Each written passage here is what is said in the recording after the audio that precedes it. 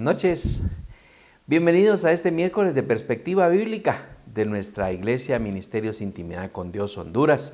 Y nos gozamos de que usted esté reservando este espacio, sea que lo esté viendo de manera directa en día miércoles, justo cuando lo estamos transmitiendo, o que usted esté escuchando este mensaje posterior en la comodidad de su casa o en lo que usted está viajando hacia algún lugar. Le bendigo en el nombre de Cristo Jesús y espero en el nombre del Señor que esta última entrega, el último mensaje de la serie Las 7 expresiones de Jesús en la cruz, usted pueda recibir la bendición de Dios a través de esta conclusión que quisiera hacer con ustedes, así como lo hemos planeado, para que tengamos día con día, ya no solo previo a la Semana Santa o posterior a la Semana Santa estar estudiando este tema, sino que lo tengamos allí bien planeado, bien presente, bien concreto en nuestro corazón y en nuestra mente, para que con gratitud le celebremos al Señor, con gozo celebremos al Señor, con gozo, en el gozo de nuestra salvación, y que nos animemos a que en cada oportunidad que tengamos nosotros le adoremos, nos congreguemos para bendecirnos y edificarnos mutuamente, y que compartamos la palabra de Dios a aquellos a quienes necesitan todavía escuchar y rendir su vida a Cristo.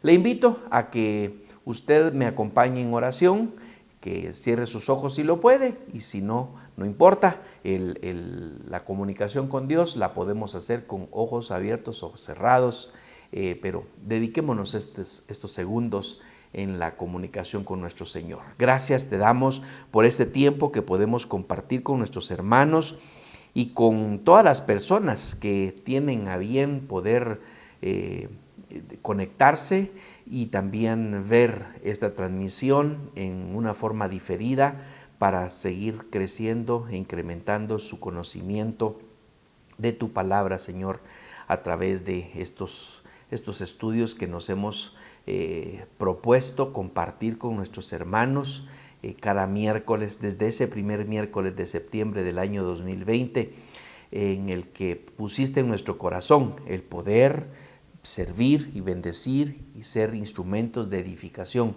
para los miembros de nuestra congregación, sabiendo que el alcance sería mucho más amplio porque no está solo restringido a los miembros de la congregación.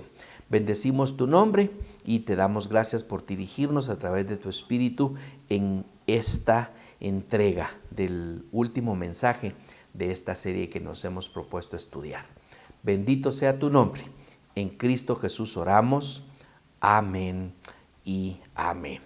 Muy bien, desde hace 2 meses entonces hemos estado estudiando la serie Las 7 palabras de Jesús en la cruz, que como bien lo hemos dicho a lo largo de estas semanas, pues no son solo palabras, una sola palabra, sino son expresiones que Jesús mencionó justamente antes de morir. Fueron las últimas palabras de Jesús en su humanidad, en la reencarnación de Jesucristo, porque después de que Él resucitó, ya resucitó en una glorificación de su cuerpo, Él ascendió, por cierto, hablando de la ascensión, en un intermedio que tengamos, quisiera probablemente que podamos compartir el estudio de un par de semanas sobre la ascensión de Jesucristo y cómo nosotros debiéramos de estar esperando la venida de Cristo, porque aún todavía no ha cumplido la parucía. Concentrémonos entonces en este último capítulo de esta serie. Esta serie fue muy enriquecedora, usted lo siguió, la siguió muy de cerca, muy esperando que usted haya tomado nota, que haya aprendido muchísimo, y que pues además de los predicadores que ya vemos, maestros que estamos compartiendo y atreviéndonos a enseñar aquí también nos estrenamos en esta serie a una nueva maestra, Melanie Ordóñez, a quien nosotros nos gozamos de haberle escuchado con una de las entregas y nos gozamos que nuestro equipo de maestros, de predicadores, sigue creciendo para que más y más lo hagamos y que nos diversifiquemos a estudiar la palabra del Señor.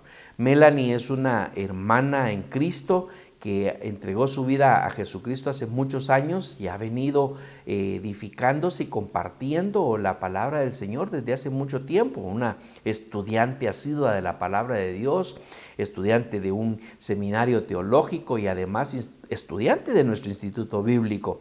Así que muchas gracias, Melanie, por haber compartido con nosotros en este tiempo, en esta serie. Y ya, como lo hemos dicho con el pastor Moisés, una vez empieza, no terminamos. Seguimos adelante en la tarea que Dios nos ha encomendado de edificarnos mutuamente. Busque en las Escrituras, mantenga su Biblia abierta en Lucas capítulo 23. Los versículos 26 al 47 son los versículos que donde tomamos como base para estas 7 expresiones. Y yo voy a ir leyendo uno a uno, pero quisiera llevarle en primer lugar al versículo 47, porque básicamente este versículo 47, así como hoy estamos entregando esta conclusión de la serie, el centurión también nos ofrece una conclusión de las 7 expresiones de Jesucristo. En el versículo 47 nos dice, Lucas 23, 47, cuando el centurión vio lo que había acontecido, dio gloria a Dios diciendo, verdaderamente este hombre era justo. No sé si usted se recuerda que yo le mencioné que en mi conclusión le habría de mencionar este hecho, este histórico evento del centurión, que cuando ya Jesucristo, justamente en el versículo anterior, que ya lo estudiamos, dice, y habiendo dicho esto, expiró. En la última expresión de Jesucristo, cuando Él retorna, ya nos lo enseñaron, Padre, en tus manos encomiendo mi espíritu. Y habiendo dicho esto, expiró. Y luego, después de todo eso, pero acontecido de todo lo que había acontecido, cuando él presenció todo lo que había acontecido, dice, verdaderamente este hombre era justo, pero dio gloria a Dios. Aquí hay una cuestión, una conclusión muy importante. Debo de decirlo aquí públicamente también. Estuve pensando cómo abordar el comentario. Como nosotros tenemos una transmisión pública y una página pública de YouTube, pues se presta a que nosotros recibamos una serie de comentarios y pueden ser comentarios en los que algunos no estén de acuerdo con lo que estamos diciendo porque hayan recibido una enseñanza diferente o porque hayamos dicho, voy a decirlo, porque pudiera ser esto también un factor, que hayamos cometido un error. Yo cometo algunos errores cuando predico. Por ejemplo, digo que algo dijo Pablo cuando no fue Pablo, sino que fue Pedro, por ejemplo. Es un error muy común de su servidor. Y procuro no cometerlo. Y cuando lo cometo, pues lo reconozco y lo corrijo. Luego hay errores de interpretación y esos los vamos a encontrar en cualquier persona que se atreve a estudiar la palabra de Dios y luego compartirla. Por supuesto, nos encomendamos al Señor para que nosotros no cometamos esos errores de interpretación. ¿Por qué estoy diciendo esto? Porque justamente en la transmisión de la entrega de nuestra hermana Melanie, ella expuso bíblicamente, y recuérdense que nos hemos propuesto nosotros como ministerio ejercer no una denominación, no una religión. Hemos ejercido desde nuestra fundación una orientación totalmente bíblica. Somos una iglesia bíblica, nos basamos en lo que la Escritura dice. La Biblia lo dice, lo creo, lo predico. además lo vivo, lo debo de vivir. Y ese es en el camino en el que estamos. Si usted está aquí con nosotros escuchando esta palabra, tiene que, por supuesto, atender. Y lo hemos dicho cientos de veces. Agarre su Biblia, lea lo que nosotros estamos leyendo, y si hay algo que no está en sintonía con lo que la Escritura dice, usted atrévase a estudiar profundamente e incluso a compartirnos sus pensamientos. Y ese fue el caso de una persona que no es de nuestra congregación, y me parece de que probablemente tenga alguna afiliación religiosa totalmente fuera de la Biblia, porque hace un comentario haciendo una sugerencia a nuestra hermana Melanie y haciendo declaraciones muy contundentes que yo inmediatamente puedo ver que ha sido instruida o ha sido instruida por sí misma en lecturas de material que es fuera de la Biblia. Y le dice en su comentario: Jesús solo fue un rabino, Él está muerto, no confundas a la gente. Bueno, debo decir, y no sé si esta persona va a escuchar este mensaje, ojalá que sí. Mi sugerencia es, yo le invito a que usted lea la Biblia, como es mi sugerencia y recomendación contundente para todos, para todas las personas. Lean la Biblia, estudien la Biblia y quédense con lo que la Biblia dice. Nosotros acá en estos estudios agarramos la Biblia, la estudiamos, hacemos comparaciones de estudios y comentarios que otros, bajo la perspectiva bíblica, y por eso es que esta transmisión los miércoles se llama Perspectiva Bíblica, bajo la perspectiva bíblica enseñan lo que nosotros necesitamos aprender. Si hay alguien que se desvía en una interpretación errónea, en un pasaje erróneo o deuterocanónico o fuera de la Biblia, ahí inmediatamente lo rechazamos y lo hacemos a un lado y no lo tomamos en cuenta. Nosotros leemos muchísimo de todas las, voy a decir, de otros puntos de vista que creen otras personas de otras religiones al respecto, y luego pues compartimos lo que dice la Biblia. Jesús está muerto. Esto es lo que la persona nos comentó ahí en nuestra página de YouTube. ¿Jesús está muerto? No, no está muerto. Mi Biblia lo dice que no está muerto, porque Él resucitó y Él ascendió al cielo, y Él está ahora mismo preparándome un lugar para el encuentro que yo voy a tener, ya sea a través de la muerte o a través del arrebatamiento. ¿De dónde lo saco? De mi Biblia. Hoy estamos estudiando la conclusión de las 7 palabras de Jesús en la cruz, y aquí, por ejemplo, yo pudiera invitar a las personas que todavía no se han acercado a conocer los estatutos de la fe cristiana, de por qué creemos en Jesucristo. Aquí mismo en YouTube tenemos una serie, allá por el año 2020 predicamos una serie de los estados de la fe, así se llama esa serie, los estados de la fe. Usted está un poco dudoso o dudosa sobre qué es lo que debemos de creer. En primera instancia, vaya a la Biblia.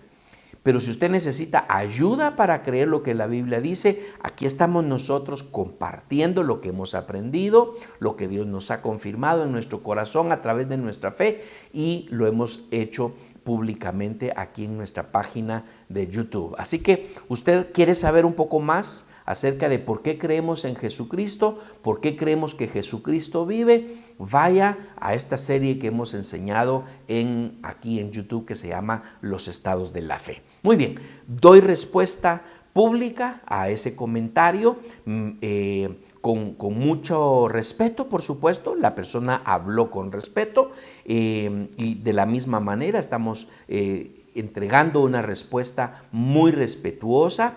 Obviamente estamos en diferente fe, porque nosotros, así como lo expresó nuestra hermana Melanie, creemos que Jesucristo vive, que Él es el Hijo de Dios, que Él murió en lugar nuestro para el pago de nuestra culpa, cargando la ira de Dios sobre sí mismo, pero Él resucitó, Él vive, Jesucristo está vivo.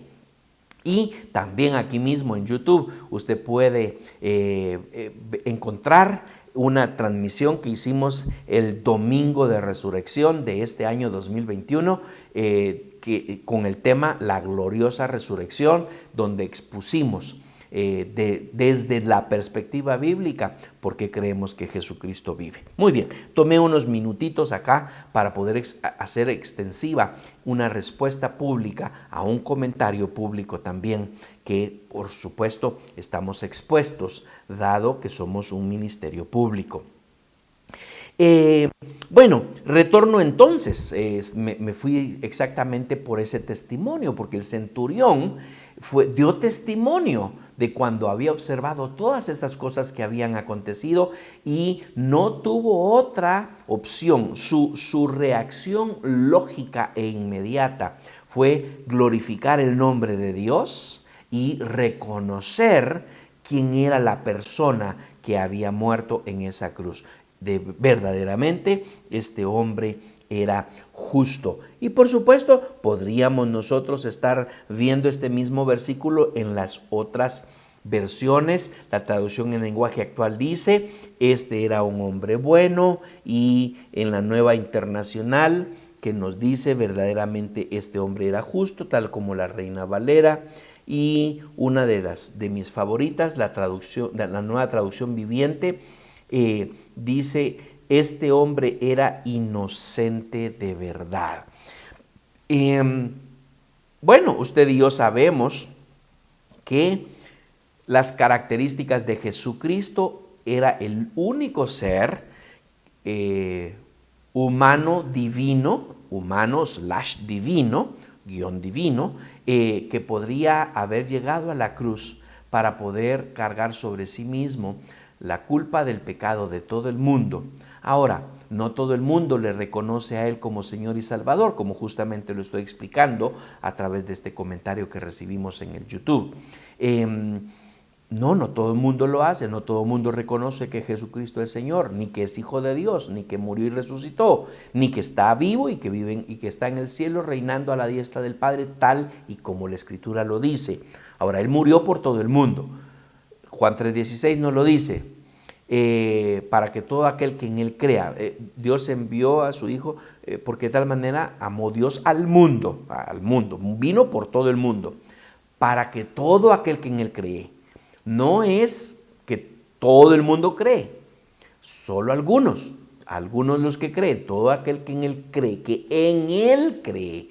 ¿Quién es Él? Jesucristo. ¿Quién es Jesucristo? El Hijo de Dios. ¿Qué iba a pasar con Él? Morir, llevar sobre sí mismo mi pecado, mi culpa y la suya también, si usted quiere creer en Él, si usted cree en Él, y entonces seremos salvos, somos salvos al creer en Jesucristo.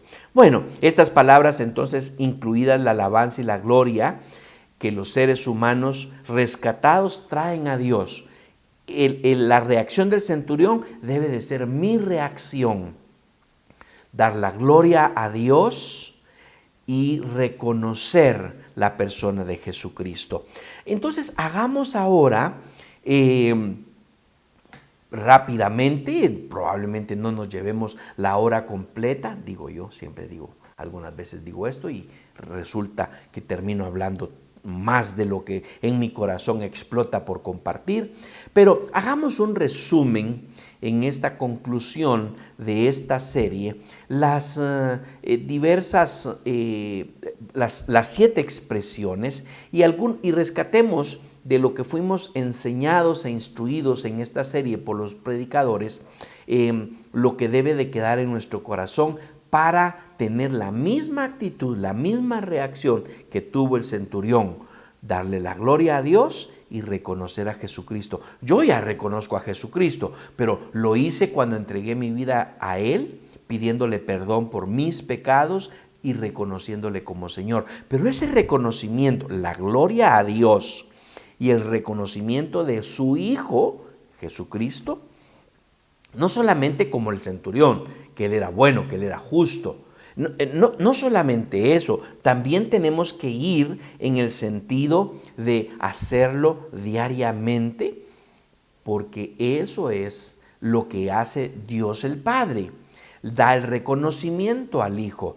Usted podrá recordar que cuando Jesucristo comenzó su ministerio, fue camino al Jordán, ahí estaba Juan el Bautista, Juan queriéndose excusar de tener que bautizar a Jesucristo, y le dijo, pero soy yo el que tiene que recibir el bautismo. Jesucristo le dice, sí, yo tengo que pasar por esto. Y luego, cuando él sale de las aguas del bautismo, se abre el cielo y una paloma que desciende con una gran voz que en el cielo dice, este es mi Hijo amado y en él yo me complazco. Si Dios Padre se complace en el Hijo, ¿cuánto más no debemos de hacerlo nosotros? Hacerle el reconocimiento. Entonces, la gloria a Dios y el reconocimiento de su Hijo Jesucristo. ¿Una vez en la vida? No, todos los días. Cuando me levanto, darle gracias al Señor, invocar la presencia del Espíritu de Dios en mi vida para ese día y además reconocer que Jesucristo es el Señor y que es el Señor de mi vida y que va a gobernar mi mente, mis pensamientos, mis intenciones, va a controlar mi carne, que tiende al pecado, que tiende a la maldad. Entonces, cuando yo hago eso todos los días, algo sucede en nuestra vida y nosotros somos edificados. Muy bien, ¿cuál fue la primera expresión? Usted vaya tomando nota o retome las notas que usted tomó en estas semanas anteriores y vayamos diciendo un poquitito de cada una de ellas. En el versículo 34 de Lucas nos dice, y Jesús decía, Padre, perdónalos porque no saben lo que hacen. ¿Qué estaba sucediendo antes? Desde el versículo 26 ya van tomando a cierto Simón Cirene que venía del campo y le pusieron encima la cruz para que la llevase tras Jesús, y le seguía gran multitud del pueblo y de mujeres que lloraban y hacían lamentación por él. Eso es lo que estaba pasando anteriormente.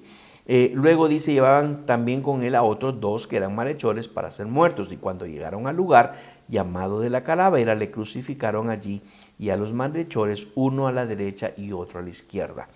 ¿Qué estaba pasando entonces? Cuando ya lo habían levantado, y no solo la cruz de Cristo, sino también la de los dos malhechores, se les conoce como los dos ladrones, pero eran sencillamente convictos en sus delitos contra la humanidad, considerados y juzgados en el tiempo romano, y junto con Jesucristo, a quien, a pesar de que Pilato no había encontrado ninguna causa por la cual mantenerlo encarcelado o incluso llevarlo a la muerte, él estaba siendo crucificado ahí. Esa acción, la crucifixión, la burla, los maltratos, los vituperios, todo eso que estaba sucediendo termina en ese proceso de la primera expresión de Jesucristo: perdónalos porque no saben lo que hacen. Ahora mismo, usted y yo debiéramos de estar teniendo compasión y pidiendo que Dios perdone a aquellos que de una u otra manera se le ridiculizan o me ridiculizan por lo que creo, por lo que pienso, por lo que predico, por todo eso. Y aún también tendríamos que estar pidiendo por el favor de Dios, por aquellos que persiguen, maltratan, martirizan a aquellos que son fieles seguidores de Cristo y que por su fe, por ser creyentes en Cristo Jesús, son lapidados, encarcelados, limitados en sus libertades, y que aún incluso algunos van hasta la muerte. Las bienaventuranzas, Jesucristo nos enseñó y dice: bienaventurados aquellos de ustedes que por mi causa los vituperen y persigan. Por mi causa. Así que tenemos que orar. ¿Cómo oró Jesucristo por ellos? Padre, una expresión importante. Se refirió a Dios como Padre. tan pronto como Cristo fue atado a la cruz, oró por los que lo crucificaron. Lo mejor que murió para comprar y procurar para nosotros es el perdón de pecados. Y eso nos tiene que quedar muy claro. ¿Jesucristo fue un rabino? Sí lo fue. Fue un maestro, claro que sí.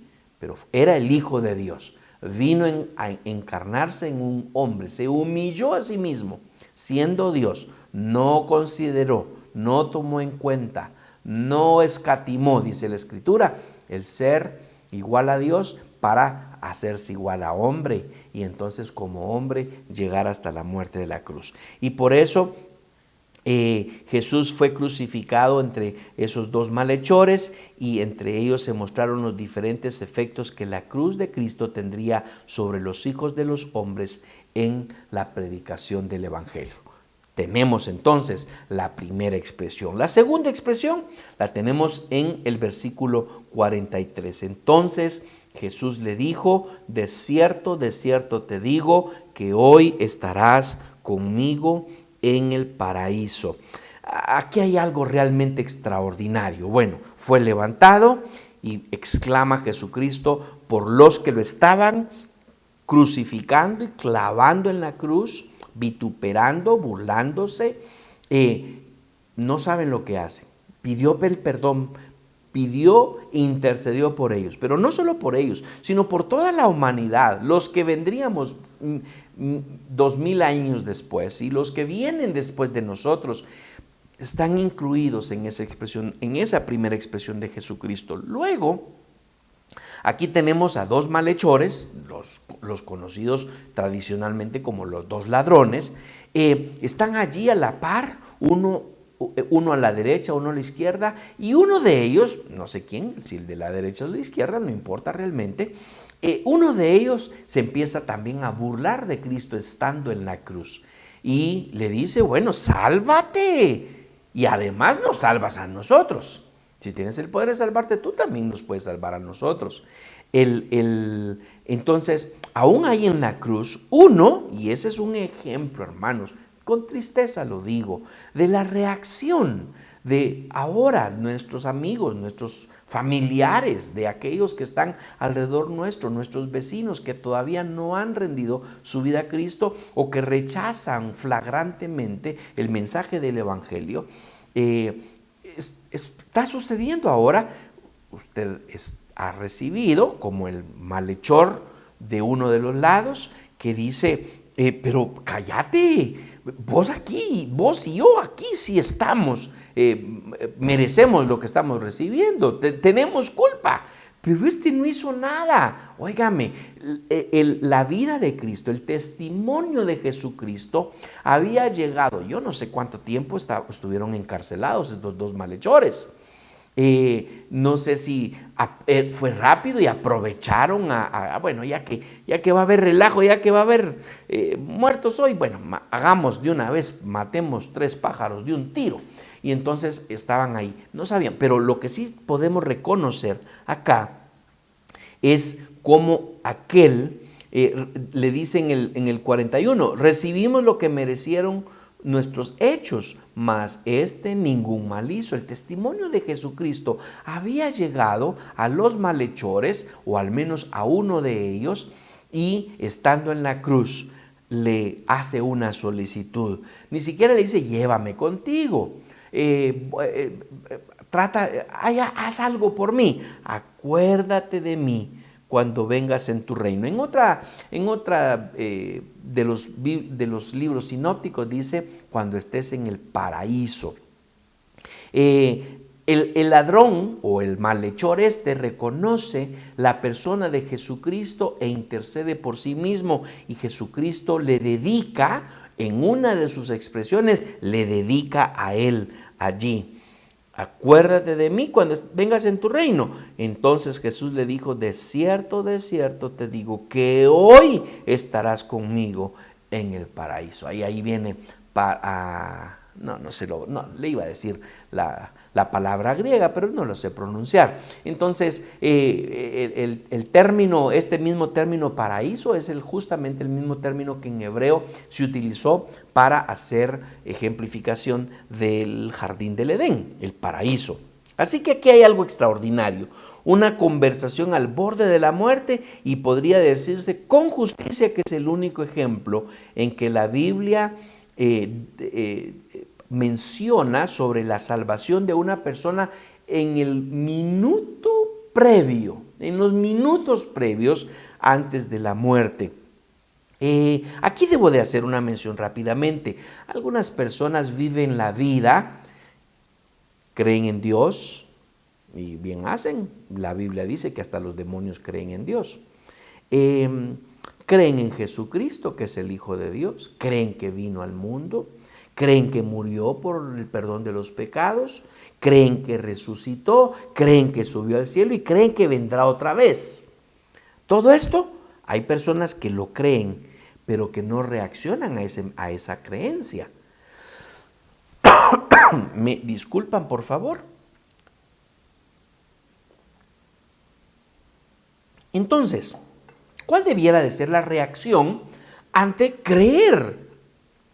Bueno, mi reacción es rendir mi vida y pedir perdón por mis pecados y vivir una vida de santidad, en la espera de esa segunda venida de Cristo o de la resurrección, en el caso de que la persona conozca la muerte. Entonces, esa es la reacción cuando yo tengo fe, cuando yo creo. Pero hay personas que están viviendo creen todo eso, saben que tienen que pedir el perdón de sus pecados, o incluso tal vez se han atrevido a pedir el perdón de sus pecados y han invitado a Jesucristo a que entre en su corazón y que sean sellados por el Espíritu, pero que no abandonan su vida de pecado. Y dicen, bueno, ya me voy a morir en el momentito de la muerte, ahí yo me pongo a cuentas con el Señor, confieso mis pecados y así me gano el cielo. ¿Eso es posible? Sí, sí lo es, solo que obtiene un 99.9% de riesgo, porque a usted nada le garantiza que en efecto usted va a tener la misma oportunidad que tuvo este malhechor, que estando en la cruz, aún todavía no expirado, le pida a Jesucristo que se acuerde de él cuando venga a su reino, y que Cristo le alcance a decir con las dificultades que representaba, que esa es una de las cosas que hemos aprendido en esta serie.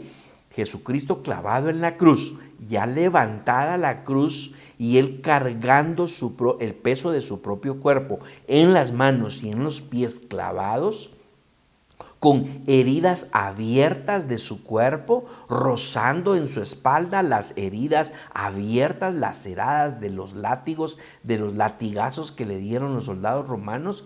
Así, y aún con tanto dolor, con tanta desesperación, con tanta conflicto emocional y físico, Jesucristo de las 7 se atrevió a decirle con un propósito muy particular a aquel malhechor: hoy estarás conmigo en el paraíso. Significativamente, este malhechor confió en Jesús en su último momento, en donde se fue directamente al paraíso. ¿Dónde está este malhechor? En el paraíso. ¿Dónde está el otro? Bueno, si creo lo que dice la Biblia, y yo creo lo que dice la Biblia, que aquel que reconoce a Cristo como Señor y Salvador y le pide perdón por sus pecados, será salvo, y el que no, estará ya mismo en el lago de fuego, que es lo mismo decir el infierno. En el cielo todos estaremos llenos de gozo y de recompensa, pero el grado de nuestra fidelidad ahora, aquí en la tierra, determina qué grande será nuestro contenedor de gozo y recompensa en el cielo.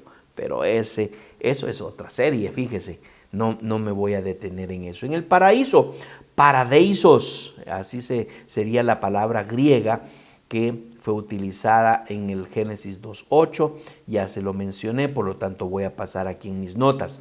Y la aseguración era muy importante para Jesús, que le costó algo. Lastimó a Jesús el decir estas palabras, dado que para poder él hablar, él tenía que respirar. Intente hablar sin respirar, se le acaba rápido, pero él estaba... Y en una de las exhalaciones, para poder respirar y mantenerse con vida, logra expresar aquellas palabras al malhechor. Tercera expresión, en el contexto en el que en ese momento de profunda humillación, recordemos que le habían quitado sus ropas, antes de ser sacrificado y porque habían sido repartidas entre los soldados, el Señor mira a su madre y también a su discípulo. Cuando era la hora sexta, dice el 44, hubo tinieblas sobre toda la tierra hasta la hora novena, y el sol se oscureció y el velo del templo se rasgó por la mitad. Entonces, clamando, pero yo como estoy en Lucas, me estoy saltando acá en la tercera expresión. Nos vamos a ir, si se va conmigo por favor, a Mateo.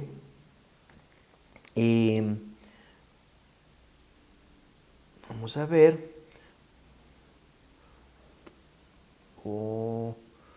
Nos tenemos que ir al Juan, capítulo 19.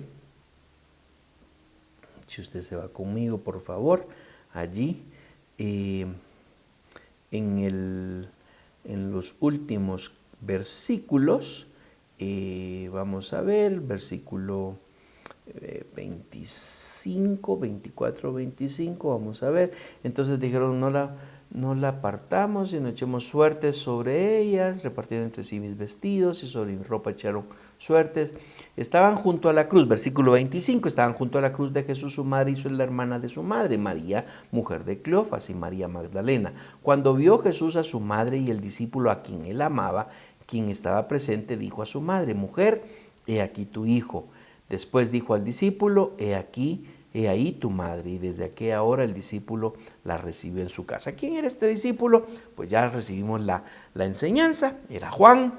Y en esos momentos del martirio de Jesucristo, se menciona allí entonces esta expresión de cuando Jesús estaba haciendo la encomienda, es por supuesto en su corazón agradecido de hijo, en el que había de abandonar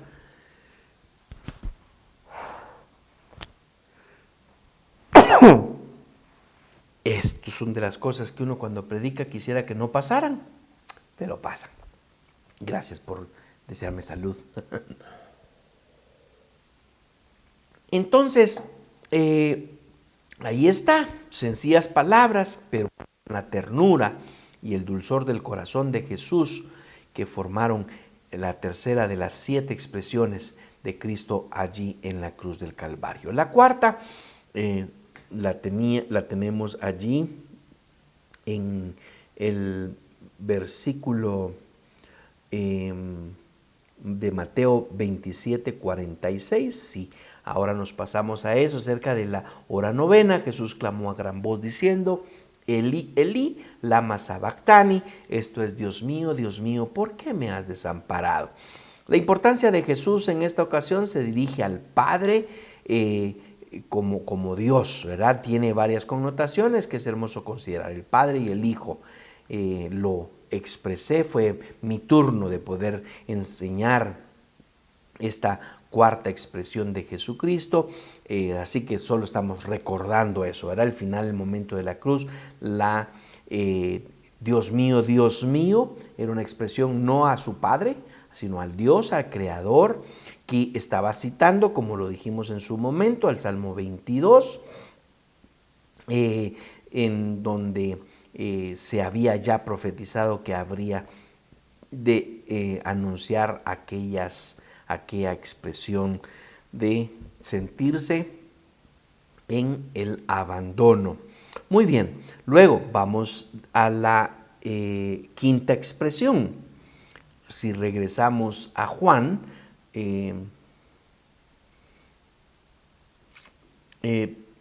dice, tengo sed. Versículo 28. Después de esto, sabiendo Jesús que ya todo estaba consumado, dijo, para que la escritura se cumpliese, tengo sed. Melanie nos explica que si nosotros queremos nos explicó más bien, ¿verdad? Algunos de nosotros tenemos en nuestra Biblia, tanto digital como impresa, esas ayudas de letritas o asteriscos que nos mandan a la escritura, en donde encontramos esa referencia.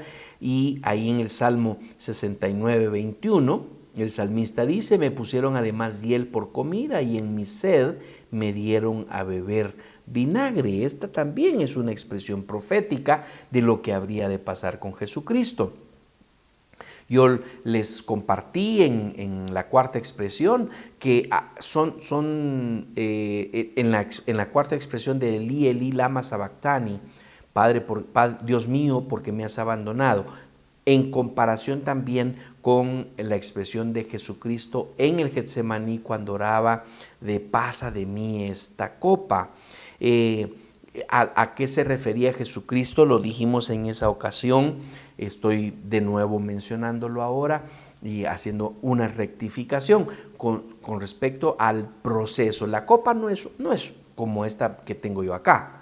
Pasa de mí esta copa, una copa en la que está, y aquí hay agua, pero ingresado un montón ahí estaban mis pecados, ahí estaba mi dolor, ahí estaban mis enfermedades. La copa era manera de decir el proceso, pero recordemos, y lo dije en esa ocasión, no era que Jesús se estaba arrepintiendo de tener que ir a pasar por ese proceso de la crucifixión, más bien estaba diciendo: salgamos de eso ya. Hagámoslo ahora mismo, ¿por qué tenemos que esperar tanto tiempo? Y estaba justamente en las horas previas a que él iba a ser encarcelado, iba a ser tomado, iba a ser traicionado por Judas y lo iban a llevar encadenado hacia la presentación a las autoridades romanas. Entonces, es muy conveniente y romántico pensar sobre la copa de Jesucristo. Ahí va él cargando sobre la cruz, sobre el cuerpo de Cristo, se cargó la ira de Dios, porque pecado no nos hacía estar en relación con Dios, y la ira de Dios por el pecado de la humanidad fue cargada totalmente en el cuerpo, en la cruz de Cristo, en la crucifixión de Jesucristo.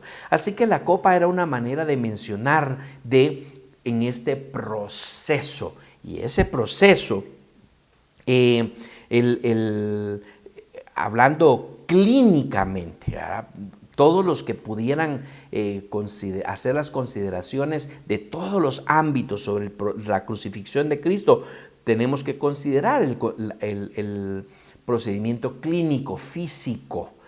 También podríamos considerar, como lo hemos hablado ya, el elemento psicológico, emocional, de estar en una cruz, de estar desnudo, de estar herido, de ver a su madre allí, de ver a su amigo, su discípulo amado allí. Todo esto, hermanos, hay implicaciones importantes. En relación al asunto de la sed, que es lo que dice acá, hay varias implicaciones que ya fueron enseñadas. La humanidad de Cristo, el tener sed y hambre, nos habla acerca de que Cristo fue completamente humano, aunque jamás dejó de ser completamente divino. Luego, el hecho de tener sed sobre la cruz.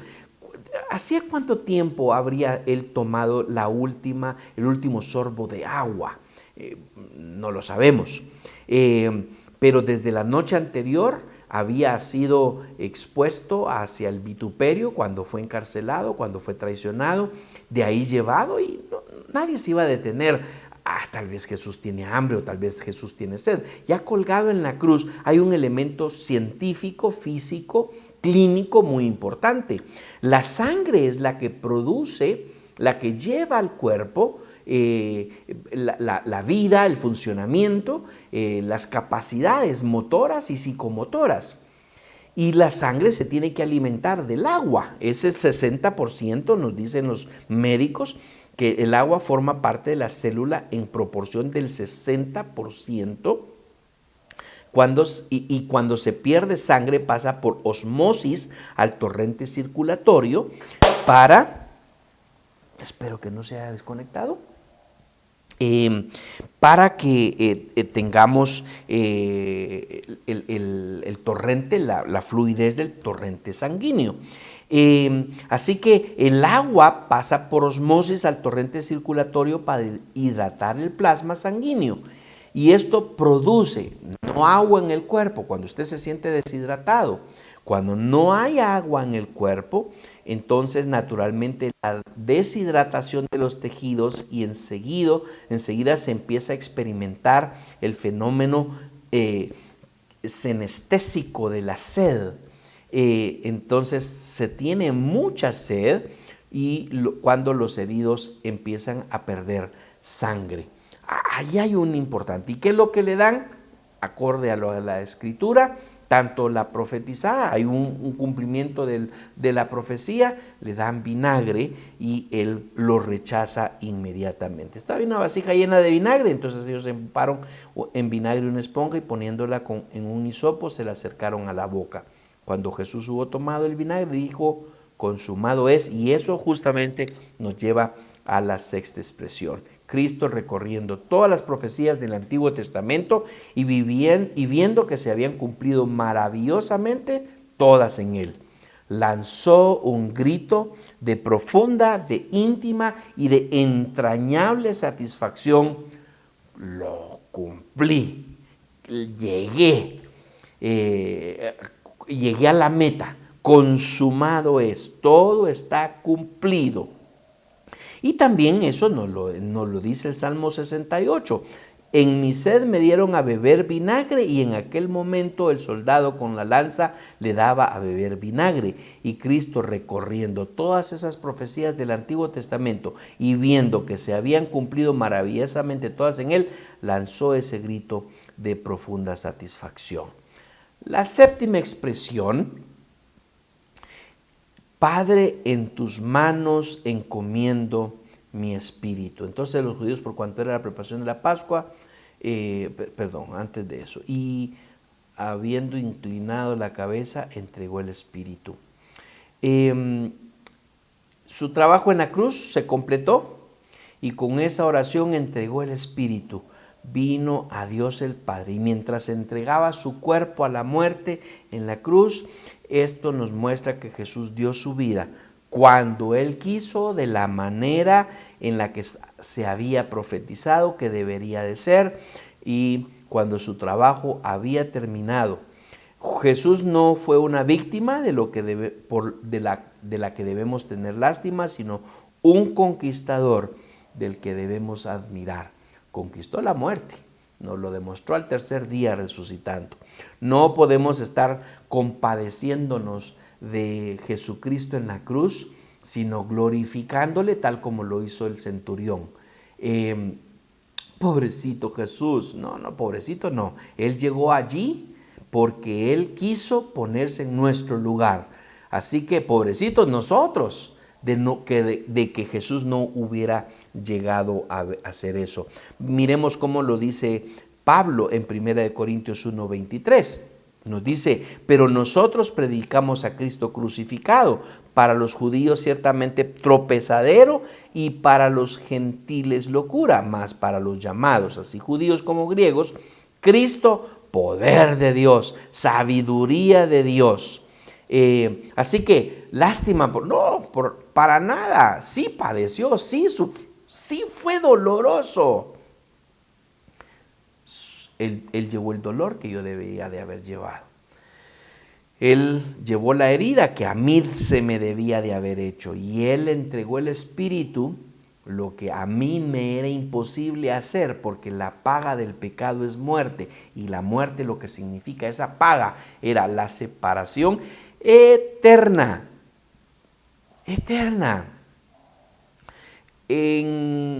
Por cuestiones laborales me toca viajar y estoy ausente de mi casa por 3 días, por una semana, por 12, 15 días y debo de reconocer, llega el momentito en el que ya me empiezo a desesperar por mi familia, por mi esposa, por mis hijos. Y me aguardo la esperanza, ya me faltan solo 5 días, ya solo 3 días, ya mañana me voy, bendito sea, ya mañana estamos de nuevo juntos. una desesperación por estar de nuevo juntos. La muerte, la separación de Dios iba a ser eterna, a menos que Jesucristo. Encomendaré mi espíritu, deposito mi alma en tus manos, era lo que estaba diciendo Jesucristo. Otra prueba de la inmaterialidad del alma y de su existencia separada cuando el cuerpo ha muerto, según nos lo dice el teólogo Clark. Habiendo dicho esto, expiró. Una vez que el trabajo en la cruz fue cumplido, Jesús ya no sintió más la necesidad de seguir sufriendo. Él entregó su espíritu vivo a Dios, el Padre, y entregó su cuerpo a la muerte en la cruz y expiró. Las palabras de Jesús expiró, que expiró significa exhaló su vida. Parece tener un paralelo coincidente y propositivo de Génesis 2:47. Génesis 2:7 nos dice: entonces Jehová Dios formó al hombre del polvo de la tierra y sopló en su nariz aliento de vida, y fue el hombre un ser viviente. Dios sopló el aliento de vida en Adán y éste llegó a ser un ser viviente. En Adán, Dios sopló el aliento de vida, y en el otro, Jesucristo, exhaló el aliento de vida.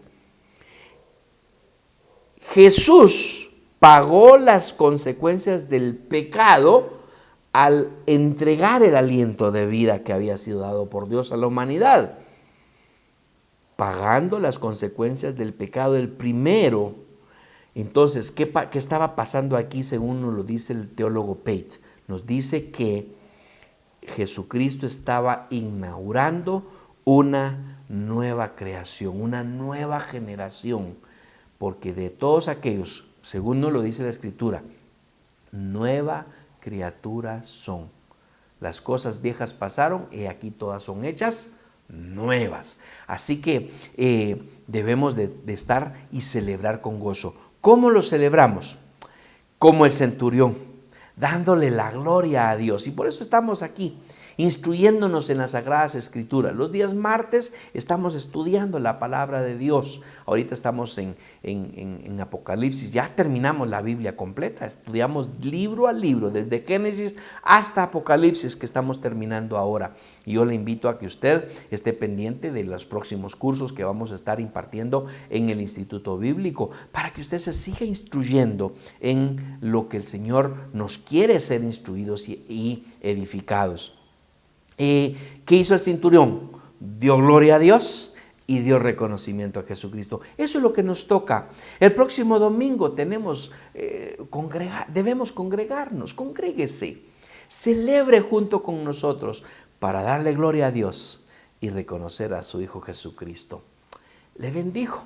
Gracias por su paciencia con nosotros. Sea bendecido a través de estas series que nosotros estamos dando miércoles a miércoles. Viene a partir de la próxima semana una nueva serie que usted de verdad no se la debe de perder. Esté atento a las redes sociales porque vamos a promocionar ahí la imagen de la nueva serie. Los que están registrados como miembros de Intimidad con Dios Honduras van a recibir en su WhatsApp registrado la invitación para no perderse esta serie que ya la próxima semana comenzamos. Que Dios le bendiga abundantemente. Celebre que Cristo murió pero resucitó y vive hoy y por siempre. Buenas noches.